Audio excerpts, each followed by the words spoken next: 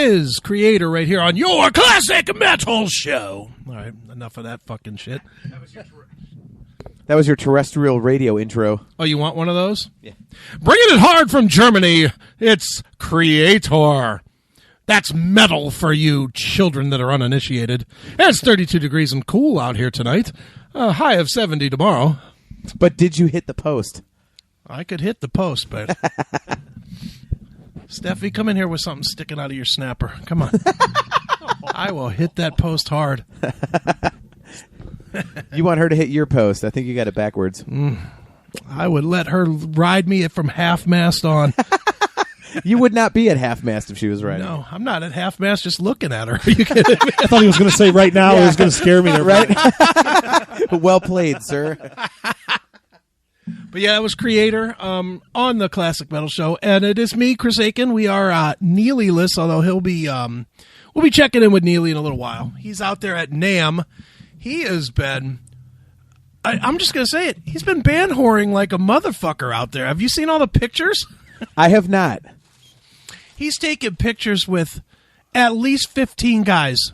He took pictures with Gary Holt and with George Lynch, George Lynch looked like a greasy mechanic.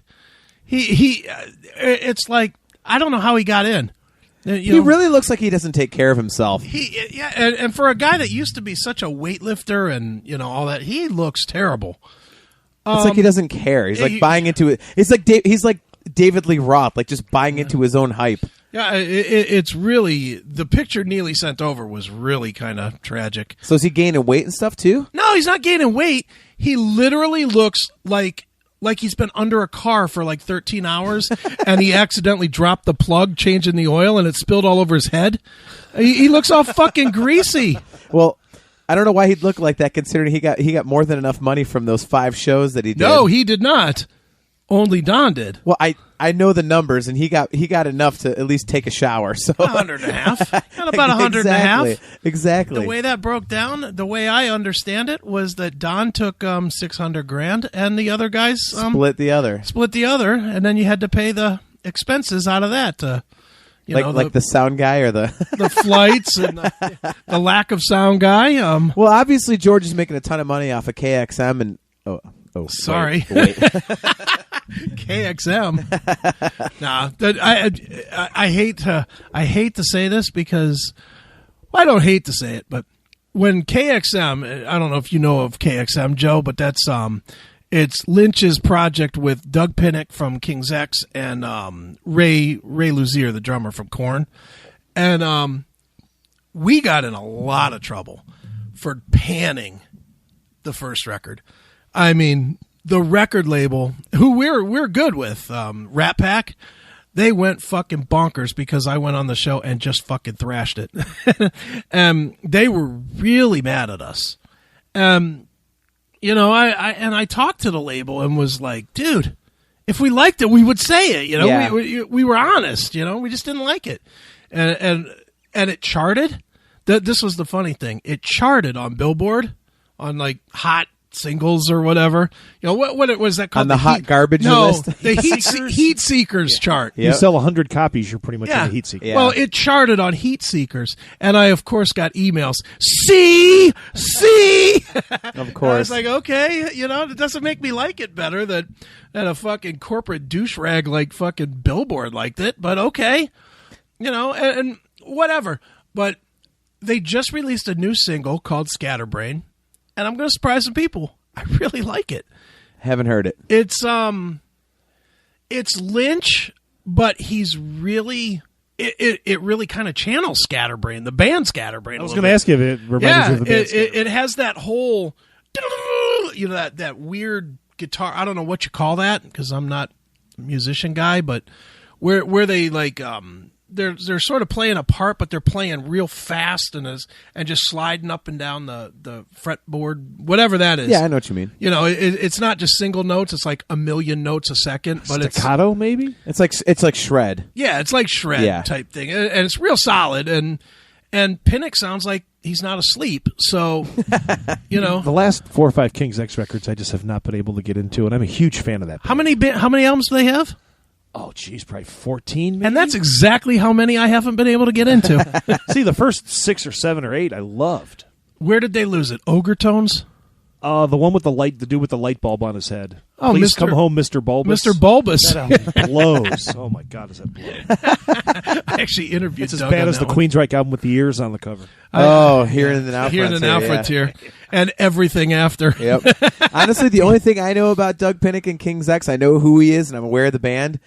And the only King's X song I know is not a King's X song. It's when he did the guest appearance with Dream Theater on the Falling Into Infinity record, Lines in the Sand. Nice. Like, that guy's got a great voice. Would I go listen to his band? I tried to, and no, not Dude, for me. And King's X is one of them bands for me that is so weird because I've interviewed all three guys.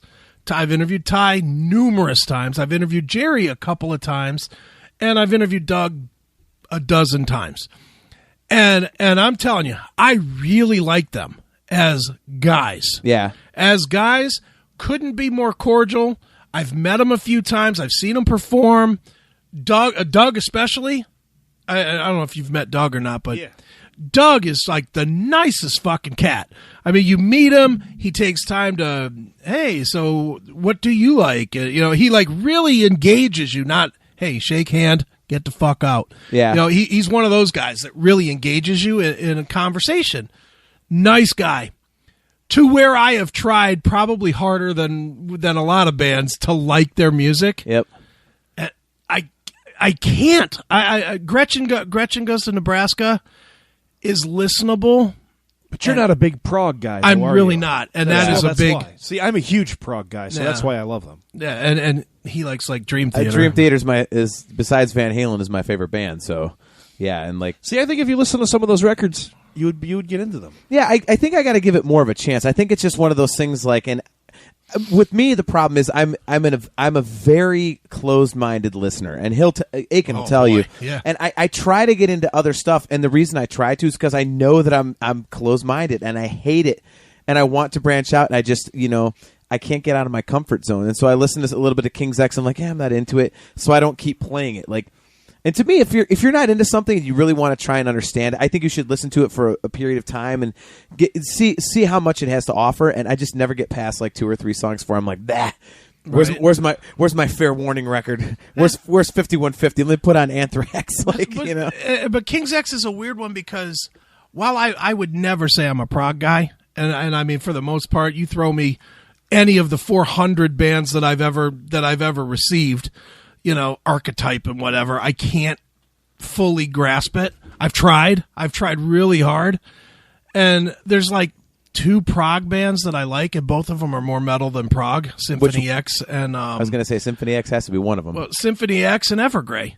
Those are like the 2. And both of them are way more metal than prog, but they have enough prog elements to where they still would be classified as prog. Yeah. But everything, even like Dream Theater, and I've tried. As much as I dog you for liking Dream Theater, I every record comes out, I put it on, I settle in for 75 minutes for the first song. Their last record's really sleepy. Yeah. See, I love the Astonishing. I love that's it. probably one of my 2 least favorites of the band.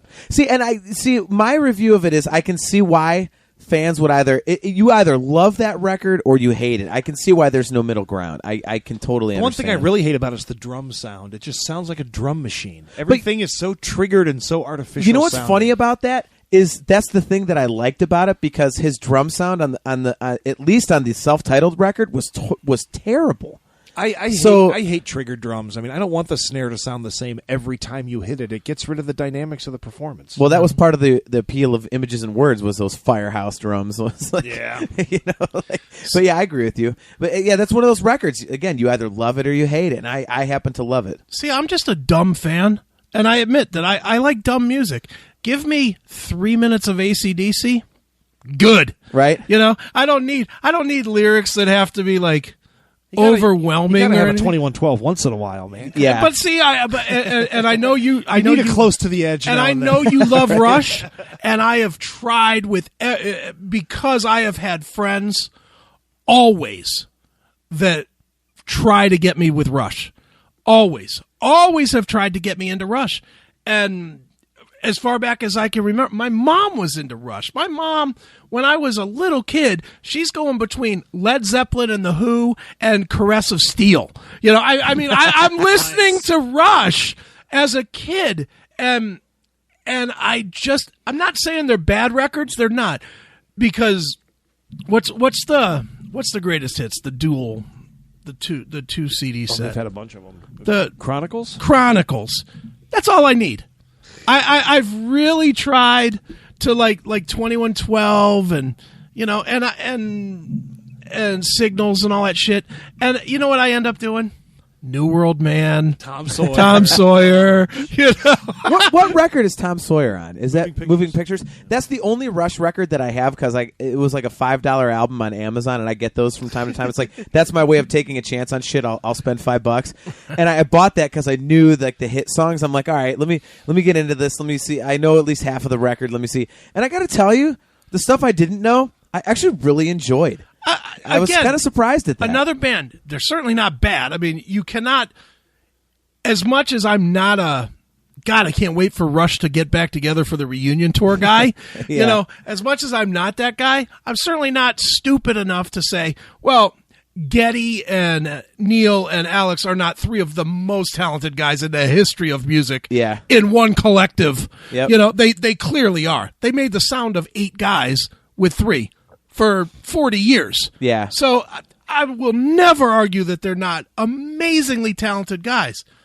And unlike Dream Theater, I think they're far more disciplined in their songwriting. I love that you and I love that you asked John Petrucci. Did you hear this, Joe? No. He got an interview with John Petrucci, and he let me sit in and do it with him. It was when they put out the live record from Boston, Breaking the Fourth Wall. And he and I always argue about whether or not Dream Theater are disciplined songwriters. And I say no. Yeah, and I say yes. And so he asked, the last question of the interview, we asked John, he told John Petrucci what he thinks, and I told him what I think, and Petrucci answered the question, and he laughed about it. He's like, man, that's crazy. And Petrucci answered it, but he actually didn't answer because he sided with both of us. Yeah. It was hilarious. Like he made points in favor of Chris, and then he made points in favor of me, and it depends on your perspective. I mean, you don't come from a musician's perspective. You're right. Chris. So for me, like and Joe too. Joe's a musician. Yeah. But I mean, I think you might agree with me in this respect. Like, everyone rips on Dream Theater, like, oh, the songs are 30 minutes long. But they have this melodic anchor where you'll hear like a theme in like the first 3 minutes, and then they'll go noodling. But then it'll come back into it like halfway through, and then they'll go back to it. Like, there's always something there that was from the beginning of the song, and that takes a very disciplined ear to be able to write that. And that's kind of the same with a lot of the epic prog bands, even like Rush or Yes, bands like that. I mean, they'll come back to those signature hooks, but then they'll also give the exploratory side of the song. Yeah, and my argument to Chris was that, and I know it doesn't keep your ear, but Dream Theater as a prog band, you know this, Joe. I mean, they sell out 3,000-4,000 seats when they play, and the songs are long, but it holds people's ear enough to have that audience, and that's very difficult to do over that length of time in a song. So does Justin Bieber, so that doesn't give musical credibility by sales. No, fuck you on that. No, because dude. Bieber's playing right off. Yeah, Bieber's playing 5 goddamn songs in that same time period, and it's a bunch of tweeny boppers. Yeah, they're paying attention to the music and the minor chords that the Bieber band is playing. Yeah, right. The oh my God, they just did a diminished seventh. Yeah, Bieber's going, baby, baby, and I'm sure the 14-year-olds in the audience are like, that guy just hit a fried G in fifth with an augmented G. That's exactly what that guitar player was doing. Yeah, I'm sure that's kind of not what's happening. Exactly, that was the point. I know. I'm just fucking kidding, but my whole thing with the discipline versus not discipline is music is supposed to, and this is a very subjective, so I'm not trying to say this as an absolute. Music is supposed to, when you release it for commercial consumption, be digested by the masses. And Dream Theater especially is a band that is not digestible by the masses. But it's more of a niche band for... Yeah. And again, it's a niche I don't get. That's a very narrow-minded outlook to say that when you release music to the public, it's supposed to be for the masses. I'm not saying it's for anybody that'll listen. Really, but again, that's why I was saying that's not. I was saying in general. I was not making a definitive statement. Dream Theater to me is the exact same. I'm gonna go back 20 years as the Grateful Dead, which I'm not saying are a good band. I fucking can't stand the Grateful Dead, but there's that audience that will listen to a 75-minute one-song jam and will get it. And that's Dream Theater, and that's Rush, and again, I'm not comparing them musically. I'm saying that they reach a pinpoint audience, and they hold them tight. You can't argue. Yeah, that's a good point. Rush could put out really shitty records like Vapor Trails. Yes. And great Snakes and Arrows. Snakes and Arrows. I'm a huge Rush fan, but that record sucks. sucks. And when they toured it, sold out whatever room they were in. Some of those songs were better live, though, because where there was no guitar solos on the album, Alex actually played some solos and stuff live. Sure, so but the songs were better live. But what I'm saying is Rush after, I'm going to say after Grace Under Pressure, and I'm not the biggest Rush fan, so you can correct me a little bit on this, but I'm thinking their big run was before that, and that's when they got commercial, and that's when they started having,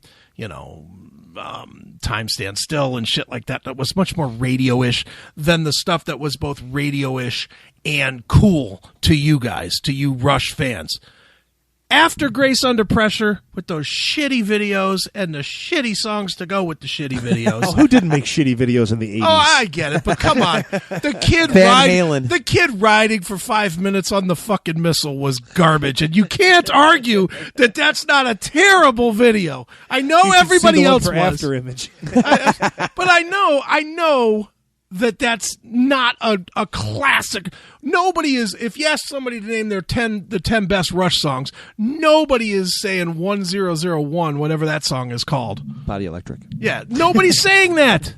Nobody, right? No, there's probably a few Rush dorks that would say that. Yeah, but not the real fans. The real fans will come at you and they'll go to something from Signals, or they'll go to some really deep cut from Caress of Steel or something. Trees, or not that that's a deep cut. That's not, but See, I never understood. I guess I'm a little wider variety of a music fan than most people, because I love the 3-chord AC/DC stuff. Yeah. And I love Yes and Emerson, Lake and Palmer and Dream Theater and the more complicated stuff. I mean, fuck, I listen to Barry Manilow once in a while when I'm in the mood. But I've never limited myself to, that's too complex, or that has more than 3 chords, or, And it's weird because I don't either, and I have one of the widest catalogs ever. Literally the only thing I don't listen to is jazz. Because I just don't get it. Timing is a big thing for me. It's the same as I never understood what I call headache metal. As a metalhead, like your Dillinger Escape Plan and your Meshuggah, shit like that. I never got those bands because of those weird timing.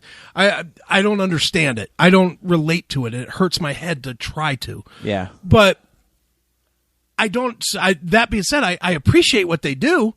I don't listen to it, but I appreciate it. Rush is one of those bands with amazing, amazing talent, amazing songs, and all 3 elements just miss for me. There's something about Geddy's voice I just don't dig. There's something about Alex's tone that I just don't dig, and Pert is too much for me. See, the last 5, 6, 7 albums, he's really went back to a more simplistic kind of an approach. And but by then I was done. He actually took drum lessons. I was actually Neil Peart did, really? Yeah. Oh yeah. Back, I think. Who the fuck teaches that guy to play drums? Was that the whole the African tribal stuff that he was doing in the documentary? I think it was around Test for Echo when he did that. Okay, yeah. So it would have been mid 90s. Okay, I did hear that one. Okay. All right, what guy goes and says, "Okay, Neil, come on over. I'm going to teach you." Could you imagine the balls? Bobby Blotzer. Yeah, Bobby Blotzer, right? yeah. It's like the Dream Theater story when they were touring with Queensryche and Mike Stone was trying to give John Petrucci guitar tips. Like, what the fuck, man? Like, are you kidding me? You're fucking Mike Stone. Piss off, dude. I could tell you a story about that fucking show. The Queensryche. Dream Theater show? Dream Theater at show. TCA? Yeah. Please do. All right. Who did Jeff Tate spit on? I was right. well. Who'd he pull a knife on? He's playing at the Kent Stage coming up. Capacity about 300. I might go. I can't wait to see his goatee Still tickets and available, I believe. guyliner. I might go, There's still 250 tickets available. and there still will be Dave. Yeah, show. right. Even with the Groupon, there's still 250 available. Right. Nice. Now, I was at that show, and I was interviewing. Fate's Warning was on that bill. Oh yeah, that's right. And, Do you like that band if you're not a Dream I Theater do fan? like Fate's Warning See, a lot. Is there much of a difference, really? Yeah, their Yeah. songs are shorter. Well, yeah, they're a Fate's little bit Fate's short, Warning's but- much more straightforward, I think. Yeah, they're Yeah. still pretty progressive. Waking the Guardian is fucking See, amazing. I can't Love wrap my it. head around how you would like Fate's Warning and not Dream Theater. But that being said, I literally just interviewed Joey Vera last week, and we got into a Fates discussion, and I asked Joey, and this is very true of my personal taste, Fate's Warning, one of the most hit and miss bands in my bands that I like category, because as much as I like Awaken the Guardian and Pleasant Shade of Grey, now, and are you more of a John Arch fan or a Ray Elder fan? you know, it doesn't matter to me. They're both great. I'm kind of across the board guy. Did you like that John Arch solo thing? That The Mike Arch Portnoy- Matthias, yeah, no, or the Mattheos EP one? that Mike Portnoy played on that was on Metal Blade. I can't say I heard it. Dude, Arch was supposed to be the singer You for should Dream play Theater a right track before off of Labrie. that, dude. It's I'll fucking look. great. I'll look. Yeah, It's called- Arch it's called was like this Relentless. close to being the singer for Dream Theater right before James Labrie. It's called Relentless, that would have dude. that would have It's All sounded right, cool. I'll look it up. But no, I had the chance to interview Ray, and I was backstage hanging out and sitting with Ray. You know, we were doing the interview, and we're just talking, and out comes fucking James Labrie, and he's wearing this fucking shirt that he stole from the Pirates of the Caribbean set. I mean, it's this Yeah. big, fluffy, faggot-ass shirt. Yep. And really gay. And he was, like, jogging backstage, but, like, on his balls of his feet type of a thing. He was loosening. Yeah, it's like a stretching thing. And he was, like, faggy singing. He was. I mean, I know he was just scaling, but he wasn't doing la la la la la la la. He was doing like some lyrics or some shit. It's a singer thing, dude. And it was like, I am a puppet and a puppet am I. It was some fucking ridiculous faggoty That's a thing. Flogging Molly song. It was some. It was this faggoty ass thing, and he went right by me and Ray sitting at a picnic table, and I looked at Ray, and he looked at me, and he goes, "Don't ask me a question about that." I was like, okay. But no, I do like Fate's Warning. But what I was saying about Joey, when I talked to him last week, I was very clear because he asked me if I was a Fate's Warning fan. You know, because I was talking about Armored Saint. And he asked me if I was a Fate's Warning fan. And I was like, hit or miss. You know, and he's like, well, what are the misses? And I immediately went to Disconnected, which was a clear disconnect for me. That's a miss for me too. And he was like, really? And I was like, yeah. And he said to me, he goes, you know, I would think that someone that likes Armored Saint would like Disconnected because it's so straightforward and it didn't really explore. Like, and he asked me about Pleasant Shade, and I was like, yeah, I like Pleasant I love Shade. Pleasant Shade. And he was like, but he said to me, he goes, that's so proggy that how is it that you like that one but you don't like the straightforward Because that's one? what they're good at. Well, Being proggy. Yeah. Yeah, and I told him what is my truth. I said the only thing I don't like about that record is that you fucking didn't give the songs any names, you lazy bitch. Now I can't tell one from the other. You know, who the fuck remembers 9 from 7? I mean, you know, that's one of my favorite bands. If you're a fan. No, fuck that. I am a fan. I don't remember 9 from 13 when it comes to fucking 8-minute songs that are mostly instrumental. You know, I do have a song on Pleasant Shade that's my all-time favorite of all the songs. And Was 6? I couldn't tell you which number it was. Yeah, that's the point. You have to dig through it. And one of my favorite all-time bands that has nothing to do with Prog, but I just love them, and they are instrumental kings, is Karma to Burn. And I love them, but I hate them because every goddamn song is not only numbers but random numbers. So it's not like Is it really? It's not like the first album is 1 through 10 and the second album is 11 through 20. It's literally track 1 is 42, and track 3 is 17, and track 4 is 39, and it's so fucking annoying. See, I can't get into that. Like, guys that just do shit to be weird, I'm like, that's not original. It's just shit. And like it hurts them Escape as a Plan. band. If you could write a song, you can come up with a fucking name for it. Yeah, right. Use one word, doesn't matter what it is. If you said it in the song, call it the. At least if it's called the, I'll fucking know. Right? Yeah, You know? I'm all for creativity, but I just can't get into the I'm going to be weird for the sake of being weird. Like Dillinger Escape Plan has all these discordant chords, and people get into them. And when I saw them live, I was like, this is absolute fucking dog shit. Yeah. And people are like, no, this is great. I'm like, no, playing chords out of tune is not cool, man. That's not original. It's called sucking. All right. You're not original because you're playing shit that doesn't sound good. Right. You just suck. Okay. Exactly. There's unlimited combinations of notes you can put together to make a song. You don't have to take shit to try and be original. You don't have to. And again, the reason, and I know for me, and I can only speak for me, but for me, that kind of music is the same reason I can't listen to jazz. Because jazz is so versed at those timing switches. See, not all jazz is wild time signature changes, stuff like that. There's more structured type of stuff. But you know, and I'm sure if I listened to 50 jazz records, I could probably pick out 2 or 3 that I would like. But the problem is those 47 that I don't is, I mean, when we were doing the metal show, this is a long time ago. Remember, and I don't even know if the place is still there. Remember they had that fish place that played jazz all the time? Was it the Blue Fish or something?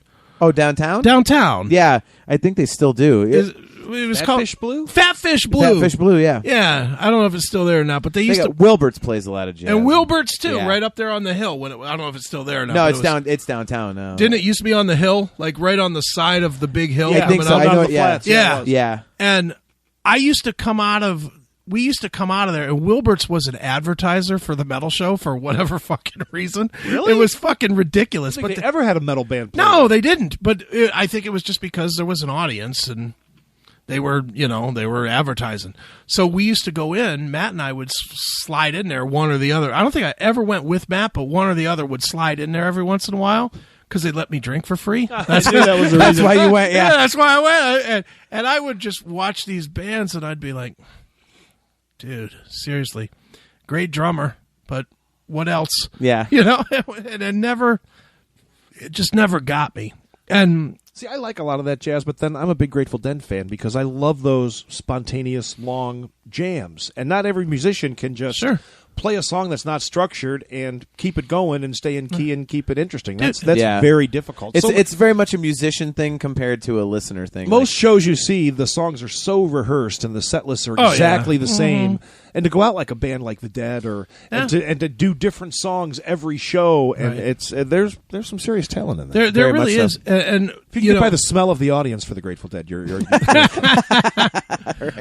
but the funny thing too is walking into the Coliseum, and it just smelled like my head was up somebody's ass. It was the worst. See, I was fortunate enough to catch not the last, but the second to the last Jerry Garcia show. At Coliseum? No, in Ever? his life. Oh, wow. And I was living out in Frisco or by Frisco, and that was what 89 or 90 or whatever that was. It was whatever year that was, and they played like 5 nights, and I wasn't even a fan, but I was like, you know what? I got to see this once because it's, I'm a music fan. Oh, yeah. This is one of the this is a Woodstock type of a moment that you just go to if it's something anywhere as a near music you. fan you should experience, sure. Yeah. And I went, and I had a really good time, but Did it smell? I didn't dig the music. Did it smell? I don't know. It was an outdoor thing, and Okay, so the wind was blowing. It didn't smell that yeah, it was an outdoor thing. It smelled like pot because everybody okay. was high, and it was long as shit. I mean, the Grateful Dead had to have played 5 hours. It was so long, and I was bored. I'm not going to lie and say that I wasn't a little bored because I didn't know any of the music. and they didn't. Of course, I go into this Grateful Dead show knowing Touch of Grey, and they don't play that. They're not playing that when they're doing a 5-hour jam. They're doing 5-hour jam where every song is. They only still played like 6 tunes. It was like every song. For the whole was 5 like, nights they played 6 songs. Yeah, probably. It was like 40-minute songs. And it was great. Don't get me wrong. It was great, but it wasn't my scene.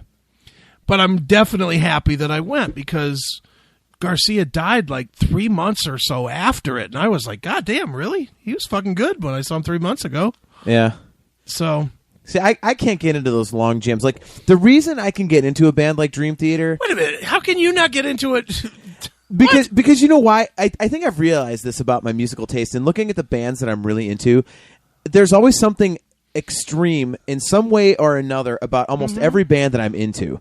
And with Dream Theater, like, I can get into the jams because when it goes slow and everything, it's for a couple minutes and it's cool, but then it builds into this like speed thing, and it's like there's something different coming along every couple minutes, which is cool. But for something like the Dead, and my older brother, who's 9 years older than me, he is one of the biggest Deadheads you'll ever meet. He traveled and saw him and all that kind of stuff, and he loved it, and I tried listening to it. I'm like, those big long jams, like, they just kind of stay at the same tempo, and it's really music for when you're just chilling on, like dropping acid or some shit. You just, like, you don't realize that 40 minutes has passed. But if you're sitting there listening to it, at least to my ear, it's okay. It's just slow playing and slow grooves, and I'm just, all right, like, I've heard this for the last 10 minutes. Let's move on. Like, I can't, as much as I love Led Zeppelin, I have such a hard time listening to stuff like Song Remains the Same, the live record, because the jams get extended, but they really don't go anywhere.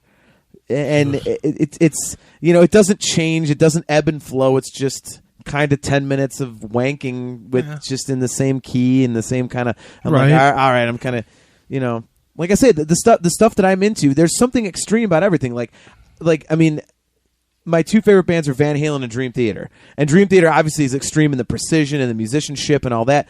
And Van Halen, you got Eddie Van Halen, who's just insane, and it's a straight, balls to the wall fucking hard rock band. Yeah. And you got precise singing too. Yeah, with Sammy. Gary Sharon. Yeah, Sharon. Fire in the hole, baby. But I mean, the other stuff I listen to like Anthrax and Testament. It's like, it's heavy, it's thrashy, and otherwise, I don't really listen to stuff like in the middle. Like, I don't listen to AC/DC. I don't listen to. I mean, Guns N' Roses might be an example, but there's a lot of musical interplay in Guns N' Roses. I can't get into just like straight rock bands, and because it's just, there's not a lot there. It starts to sound repetitious and everything. It's like stuff like, people are into Green Day. They're one of the biggest bands on the planet, but I'm like, all right, after like 4 songs, like, you've heard that. Like, what do you got? And there's nothing else. So, right. Well, Green Day, I could definitely see not getting into. They stink. Well, yeah. They're not good. I was just mentioning repetitious shit, so. Right. If you were in the mood for some punk, would Green Day be the band you would, or some punky afraid... type stuff? Is that where you would go? Or? Whenever we would play that, when Dave was singing, he would always introduce it. You guys ready for some fake punk rock? That's really what it is, man. See, and the weird thing with punk is, like, I don't know about you guys. I don't like the real hard stuff either. The classic stuff, Clash, Sex Pistols, whatever. It all sounds the fucking same. You know what I like? Pennywise. I'm all about that. And then singers that blow their heads off, that makes them even better. Did he kill himself? Yeah. One band one performer I just can't wrap my head around that one person on this earth likes is fucking Iggy Pop. Yeah, I don't get that either. Yeah. He's the biggest no-talent piece of shit on the planet. I don't get... See, what was I watching that was like some movie that was like the history... Or it might have been that Vinyl show. That movie, that show Vinyl on HBO. And they were kind of featuring all of... It was a fake show, but it was based on that scene, the CBGB theme. See, I like a lot of those CBGB bands, just not Iggy Pop. Yeah, see, I don't like very many of those. His best song was the theme to the movie Repo Man. Remember that movie with Emilio Estevez? The reason that's his best song is because it's an instrumental. I don't know. I'm not a big fan. Him, Lou Reed, Elvis Costello. Yeah. I can get into some Lou Reed. Oh my God, Lulu. Oh no. I just, that record, I have no idea. Like, and I don't know anything else. Lou Reed, Velvet Underground, nothing. But just everyone's like, Lou Reed's such a legend. And I listen. It just even, and I know it's a different thing for him. Maybe that Lulu record. I'm like, how is this fucking guy a legend? This is like, I am the table. Like, what the fuck, man? We could write that record right now on the spot. It was so bad. Those live videos they did when that album came out are hilarious to watch. Oh, see, I watch them for comedy value. Yeah, they're hilarious.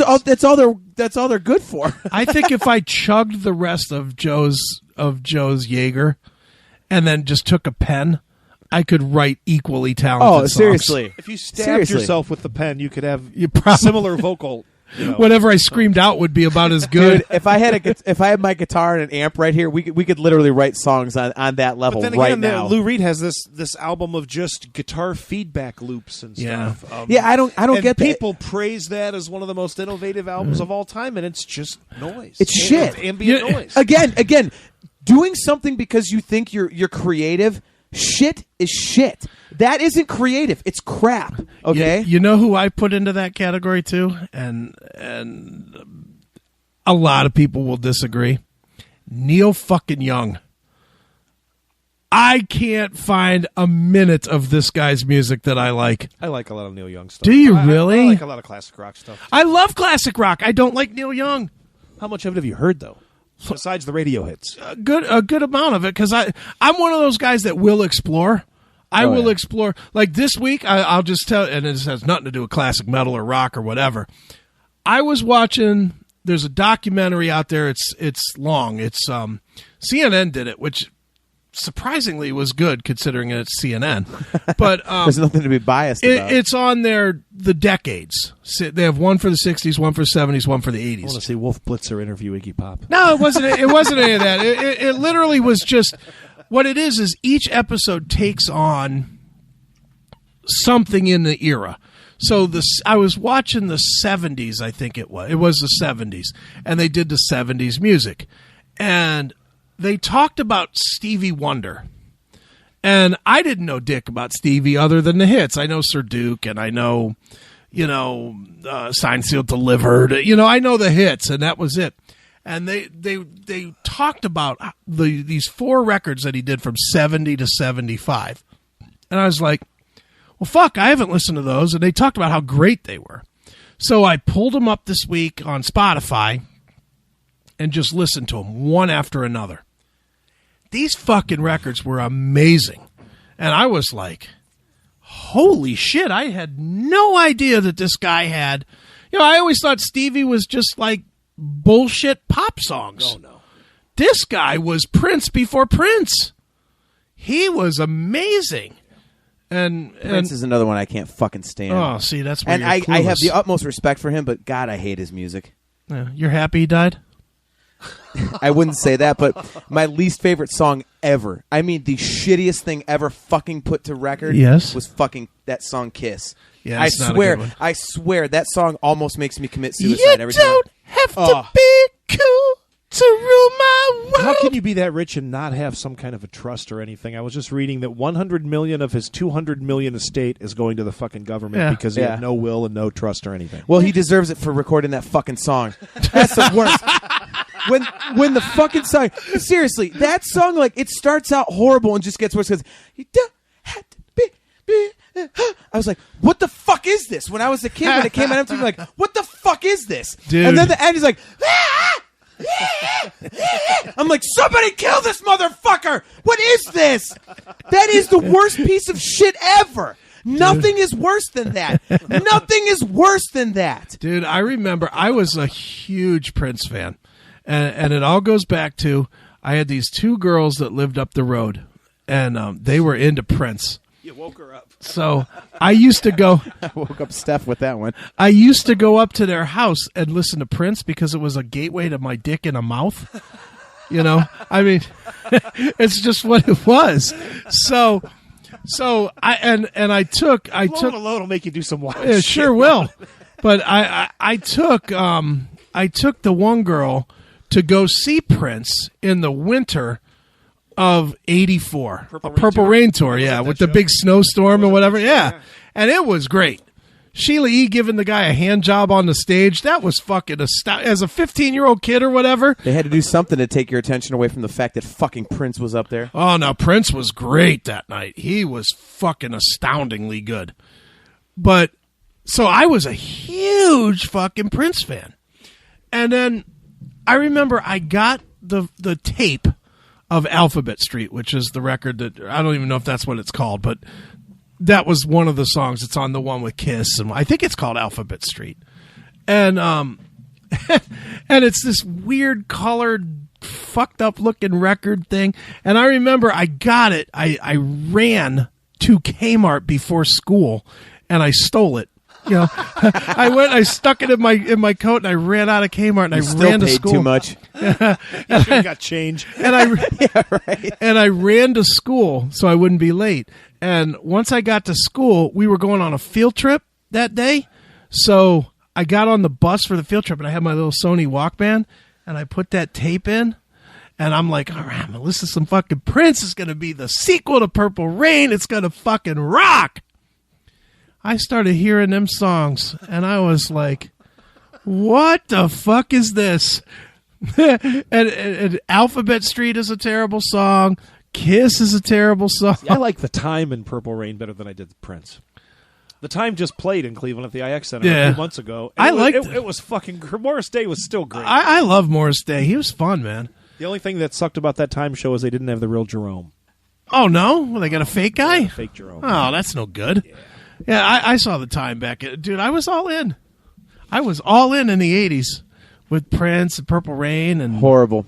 I saw Apollonia. I saw Vanity. Dude, you're 8 years older than me, and this stuff, like, you were doing it for chicks. I couldn't. If I was your age, I hated it that much. Dude, I was watching MTV. I swore that Prince songs and Madonna songs and all that shit were like 15 minutes long, because I would see one of those shit fuck videos and turn the station waiting for Twisted Sister or Motley Crue or Van Halen to come on. Hell no. And I was like, this shit has got to go, man. And to this day, it warped my mind of how crappy it was. I can't listen to it. It's horrible. Just thinking that I could get my teenage dick sucked, I was absolutely willing to fucking spend the evening out at the fucking... You would have went to a Porter Wagner concert, wouldn't you? Dude, I went and saw the Romantics and Corey Hart at Music Hall. I mean, I would go to whatever it was. I'd rather sit home and jerk off. No, absolutely not. Absolutely not. I wanted to bang this girl Robin so fucking bad. So bad. And she was big into the Romantics. So I was like, all right, we're going to the Romantics. Did you pretend to like rock out? I was rocking. Did you buy a Bic lighter and put it up in the I had air? my sunglasses on at night. I was up there hugging her with... Dude, this is how faggy I am. I'll tell a real faggot story here. He's doing that fucking terrible cheesebag ballad. Right. What is that? You can keep talking. He's doing One Star. He's doing this cheesebag song, fucking Never Surrender. Remember that song? The ballad? Unfortunately.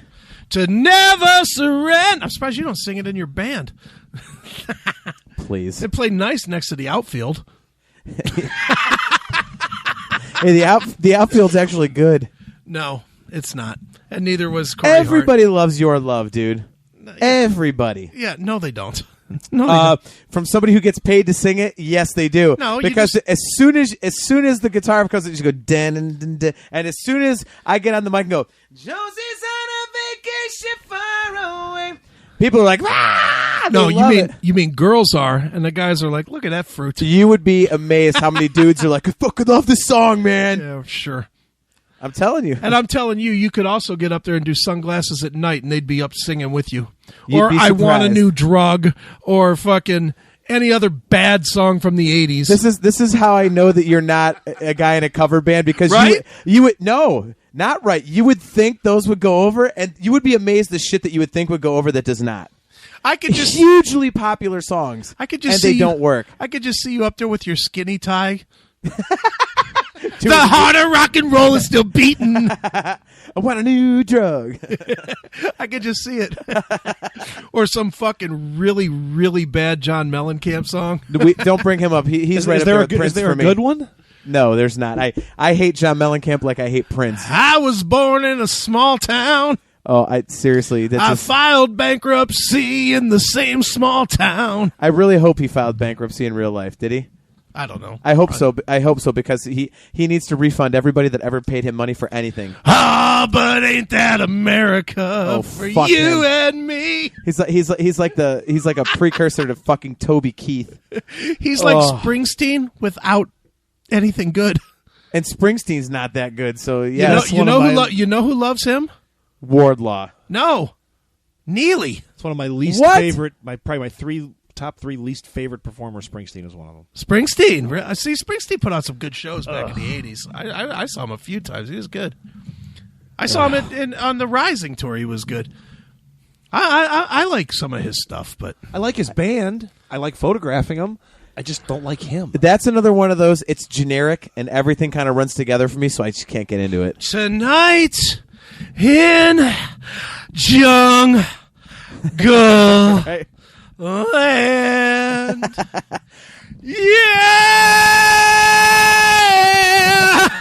I'll just never forget the Born in the USA video as a kid. I watched it. I'm like, that doesn't seem like it's that hard to sing. Why does he look like he's like having a child while he's singing that? Like, because he had in the USA. Why? I'm like, oh my God, what is he doing? Because it was July and he was wearing a fucking coat. Like a fur-lined denim coat and fur-lined denim pants. Like, what the fuck, dude? Say what you want, but I can relate to I'm on Fire. Go figure. Go figure, you can. And on that note, yeah. All right, why don't we do this? Let's play a couple tunes, then we'll get Neely on the phone. Get that over with. I mean, see what he's up to. Are you sure it's Neely, or is it going to be, hey, here's Don Dokken on the phone? Or it won't be Dokken, but I'm sure it'll be a pass around, which is all right. He's out there partying. Who's he with? He's out there with Nalbandian. Okay. It was funny. Last night, he called me at like, I don't know, 12 o'clock or something, and put me on speaker, and I was sort of talking to Toby Bad. You know Toby, the guy that sounds like Arnold Schwarzenegger? It's not a tumor. Yeah, it's not a tumor. The German guy Toby puts me on with Toby, who I love. And it's him, Nalbandian, Neely, Serena, the guys from the Electric Angels. Remember that band? It's all hips and lips. Gonna fuck you in the ass and ram you in the jizz or whatever. I don't know what they're fucking. Ram you in the jizz. Wow. I don't know. I don't remember the words at all, but I like that song kind of, actually. Wow. They had the album Funka Metal Carpet Ride. See, I hated that cheese hair metal crap. Like I was Electric Boys and the DeMauls and all that I was shit. in. Oh, God. Again, going back to our previous conversation, Yep. The chicks liked it, so Chris liked it. Yep. I mean, I won't say that I dislike a lot of it now. I don't listen to a lot of it anymore. I know you always fuck with me about the Bang Tango. Yeah, with no good reason, right? Yeah. Well, no, Bang Tango had one really good record that was actually very different from hair metal, that Psycho Cafe record.